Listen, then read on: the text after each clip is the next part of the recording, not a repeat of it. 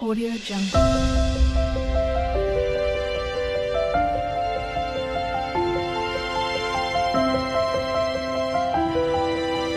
Audio Jungle. అందరికీ నమస్కారం. నా పేరు నిహారిక. ఈరోజు ఒక కొత్త నవలతో మీ ముందుకు వచ్చేసాను. యద్దనపూడి సులోచన గారు రచించిన బంగారు కలలు అనే నవలతో మీ ముందుకు వచ్చేసాను. ఇంకెందుకు ఆలస్యం, మనం వినేదానికి వెళ్ళిపోదాం పదండి. సూర్యుడు అస్తమిస్తున్నాడు. కేంజాయి రంగులో సాయంత్రం బహు సుందరంగా ఉంది. నారింజ రంగులోకి మారుతున్న ఆ అందాన్ని చూడలేక ఈర్ష్య పడుతున్నట్లు నల్లటి చీకటి తెరలు ముసురుకుంటూ వచ్చి ముట్టడిస్తున్నాయి. ఆ సాయం వెలుగుల్లో నుంచి దూరం నుంచి చుక్కలా కదిలి ఇటే వస్తుంది ఒక అమ్మాయి. అందమైన తనూలత, అతి నాజూకైన ముఖం, కానీ కళ్ళు కాంతివంతంగా లేవు. అందమైన ఆ కనుదోయిలో విషాదం, దైన్యం తొణికిసలాడుతున్నాయి. దుఃఖాన్ని నిగ్రహించుకున్నట్టుగా పెదవులు కంపిస్తున్నాయి. ఆమె చేతిలో చిన్న బొట్టు పెట్టె ఉంది. దాంట్లో తనకి ఎంతో ప్రియమైనదేదో ఉన్నట్టు మాటి మాటికి దాన్ని తడిమి చూసుకుంటోంది. అది చూడగానే గత జ్ఞాపకాలేవో మనసులో కదిలినట్టుగా కళ్ళల్లో చివ్వున నీళ్లు ఊరుతున్నాయి. బాగా చీకటి పడింది. దూరంగా కనిపిస్తున్న పల్లెలో లైట్లు మినుకు మినుకుమంటున్నాయి. రాత్రి ప్రొద్దుపోయిన సూచనగా కీచురాళ్ళ రోద ఎక్కువయింది. నడిచి నడిచి అలిసినట్టుగా ఉంది ఆ అమ్మాయి ముఖం. చేరువైన ఆ చిన్న పల్లెటూరిలో ప్రవేశించి వీధులు దాటి సందు మలుపు తిరిగిన అమ్మాయి దూరంగా కనిపిస్తున్న పెంకుటింటిని ఆప్యాయంగా చూసింది. ఆ చూపులో ప్రియమైన దాన్ని శాశ్వతంగా వదులుకుంటున్న బాధ తొంగి చూస్తుంది. ఆ ఇంటిని కళ్ళారా కరువు తీరా చూసుకున్నట్టుగా బొమ్మలా నిలబడింది. కళ్ళల్లో నిండుకుంటున్న నీళ్ళని మునిపంటితో పెదవి నొక్కి పట్టి నిగ్రహించుకుంది. తర్వాత మెల్లగా చెట్ల నీడలు చాటు చేసుకుంటూ ఆ ఇంటి దగ్గరగా వచ్చింది. రాత్రి ప్రొద్దుపోయినా ఆ ఇంట్లో ఇంకా లైటు వెలుగుతూనే ఉంది. లోపల నుంచి మాటలు వినిపించటంతో గతుక్కుమన్నట్టుగా గుమ్మం ప్రక్కన క్రీనీడలో గోడకి అంటుకుపోయినట్టుగా నిలబడింది. ఆ కళ్ళల్లో తన రాకని ఎవరైనా గమనిస్తారేమోనని భయం స్పష్టంగా కనిపిస్తుంది. లోపల దాదాపు 25 ఏళ్లు గల స్ఫురద్రూపి అయిన యువకుడు ఒకడు టేబుల్ దగ్గర కూర్చుని చదువుకుంటున్నాడు.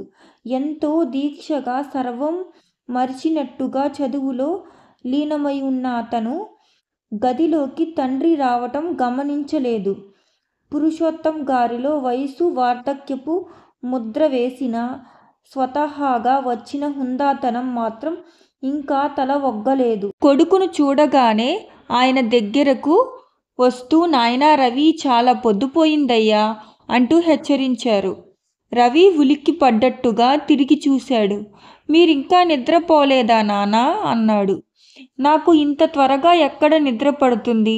ఏ తెల్లవారుజాముకో కాస్త కునుకులా వస్తుంది అంతే. నువ్వు పడుకో, మళ్ళీ కావాలంటే 5 గంటలకి నేను లేపుతానులే.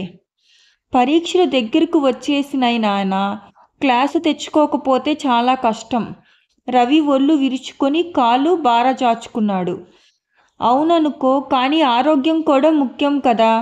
ఇదిగో ఈ కొంచెం చదవటం పూర్తి చేసి పడుకుంటాను. ఆయన వెళ్ళబోతూ ఆగారు. ఆయన ముఖం అశాంతికి మారుపేరు అయ్యింది.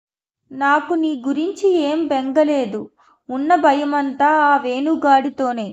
చూస్తుండు, ఎప్పటికైనా వాడు నా గుండెల మీద కుంపట అవుతాడు.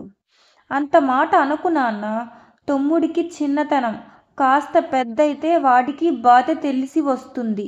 నువ్వు వాడిని గురించి బెంగేం పెట్టుకోకు. అంతా నాకు వదిలేయ్ అనునయంగా అన్నాడు రవి. ఆయన నిట్టూర్పు విడిచారు. మొక్కగా వంగనిది మానైతే వంగుతుందా? బెంగ పెట్టుకొని మాత్రం నేనేం చేయగలనులే. నా చేతిలో ఏముంది కనుక? ఏమీ లేదు, అస్పష్టంగా తనలో తను అనుకుంటూ వెళ్ళిపోయినారాయన. రవి మళ్ళీ చదువులో లీనమైపోయాడు. గుమ్మం ప్రక్కన క్రీనీడలో గోడకి అంటుకుపోయినట్టుగా నిలబడిన అమ్మాయి మెల్లగా తొంగి చూసింది. రవి అటువైపు తిరిగి కూర్చొని చదువుకుంటున్నాడు. అంతటా నిశ్శబ్దంగా ఉంది. ఎక్కడ ఎలాంటి అలికిడి వినిపించలేదు. ఆ అమ్మాయి కదిలి మెల్లగా పాదాల శబ్దం కూడా కానివ్వనంత జాగ్రత్తగా వచ్చి చేతిలో ఉన్న పెట్టె తలుపు దగ్గరగా పెట్టింది. ఒక్కసారి తనివి తీరా అతన్ని చూసి మరుక్షణంలో గిరుక్కున వెనక్కు తిరిగి చెట్ల నీడలోంచి మెరుపులా మాయమయ్యింది. రవి కళ్ళ మీదకి నిద్రమత్తు రావడంతో పుస్తకం మూసి టేబుల్ మీద పెట్టాడు. లేచి వచ్చి వీధి తలుపులు మూయబోతుండగా తలుపులు ఏదో అడ్డుపడ్డట్టుగా అవటంతో అతని కళ్ళు క్రిందకు చూసినాయి. అక్కడ పాతకాలపు బొట్టు పెట్టె కనిపించింది. రవి వంగి దానిని చేతిలోకి తీసుకున్నాడు. మూత తెరిచి చూడగానే అతని ముఖం ఆశ్చర్యానికి మారుపేరు అయ్యింది. ఆ పెట్టెలో ఒకనాడు పుట్టినరోజు కానుకగా ఎంతో ఆత్మీయతతో తను సరోజకి ఇచ్చిన నగ ఉంది. దాన్ని చుట్టుకొని ఒక ఉత్తరం కూడా ఉంది. రవి గబగబా అది తెరిచి చదివాడు.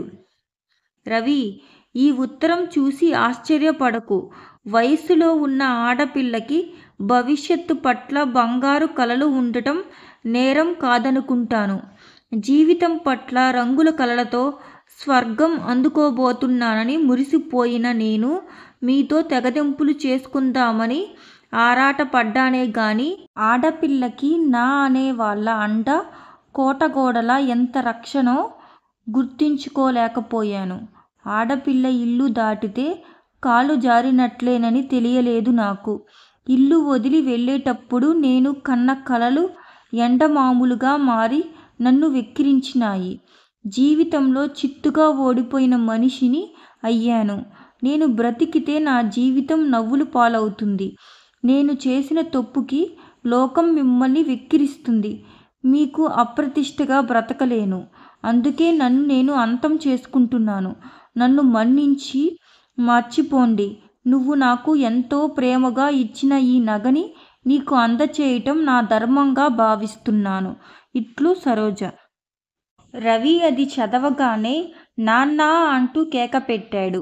మంచం మీద పడుకోబోతున్న పురుషోత్తం గారు ఈ పిలుపు వినగానే ఉలిక్కి పడ్డారు. ఆయన చప్పున లేచి యువతలకి రాబోతుండగా ఇంతలో రవే అక్కడికి పరుగున వచ్చాడు. నాన్న, సరోజ వచ్చి వెళ్ళింది. ఈ ఉత్తరం చూడండి, ఆత్మహత్య చేసుకుంటానని రాసింది. ఆ, సరోజ ఎప్పుడు వచ్చిందో మనం చూడనే లేదు. ఈ పెట్టె తలుపు దగ్గర పెట్టి వెళ్ళిపోయింది. ఇప్పుడే వచ్చి ఉంటుంది. ఎక్కువసేపు అయి ఉండదు. రవి చేతిలో నగని ఉత్తరాన్ని తండ్రి చేతిలో పెట్టి బయటికి పరిగెత్తాడు. ఏమిటి బాబు, ఏమైంది? అక్కడున్న నౌకరు ఆదుర్దగా అడిగాడు. అప్పటికే ఉత్తరం చదివిన పురుషోత్తం గారి ముఖం పాలిపోయింది. సరోజ వచ్చి వెళ్ళి పద వెతుకుదాం అంటూ ఆయన కూడా బయలుదేరారు. రైలు పట్టాల మీద మసక వెన్నెల కనిపిస్తున్న గుడ్డి వెలుతురులో దూరంగా బ్రిడ్జి మీద ఒక యువతి ఆకారం కనిపించింది. దూరం నుంచి రైలు వస్తోంది. సరోజా! రవి దిక్కులు పిక్కటి లెట్లు అరిచాడు.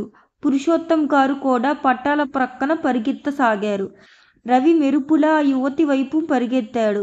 బాబూ, రైలు వచ్చేస్తుంది! పురుషోత్తం గారు పెట్టిన కేక రైలు శబ్దంలో కలిసిపోయింది. ఇంకో పక్క 4 నిమిషాలుంటే రవికి సరోజ అంది ఉండేదే. కానీ దన్ దన్ మని శబ్దం చేసుకుంటూ వేగంగా ముందుకు వస్తున్న రైలు పట్టాల మీద నిలబడిన యువతిని ఢీకొట్టింది. రవి, పురుషోత్తం ఇద్దరూ ఆ దృశ్యాన్ని చూడలేక ఆ అంటూ చేసిన ఆర్తనాదం తన శబ్దంతో మింగేస్తూ రైలు పరిగెత్తింది. అరగంట అనంతరం ఆ ప్రదేశం అంతా జనంతో కిటకిటలాడిపోయింది. సరోజ శరీరం రూపు తెలియనట్టుగా చితికిపోవడంతో తెల్లటి గుడ్డ కప్పారు. పురుషోత్తం గారు ఉత్తరీయపు కొంగులో ముఖం దాచుకొని ఏడుపు దిగమింగటానికి వ్యర్థ ప్రయత్నం చేస్తున్నారు. రవి రైల్వే అధికారులతో మాట్లాడుతున్నాడు. అతను చూపించిన ఉత్తరం చూసి తృప్తిపడిన అధికారులు సరోజది ఆత్మహత్యగా ధృవీకరించారు. బ్రిడ్జి మీద చిన్నాభిన్నం అయిన శరీరం నుంచి రక్తం కారి బ్రిడ్జి అంచుల నుంచి బొట్టు బొట్టుగా క్రింద వేగంగా ప్రవహిస్తున్న నీళ్లలోకి జారుతోంది. ఇదండి బంగారు కలలు చాప్టర్ 1. మీకు కనుక నా వీడియో నచ్చినట్లయితే please like, share, comment and subscribe my channel. పక్కనున్న గంట సింబల్ మాత్రం కొట్టడం మర్చిపోమాకండి. నేను పెట్టే ప్రతి వీడియో మీకు నోటిఫికేషన్ వస్తుంది. అప్పుడు మీరు ఫస్ట్ చూసే ఇచ్చిన వీడియోని. Thanks for watching my video.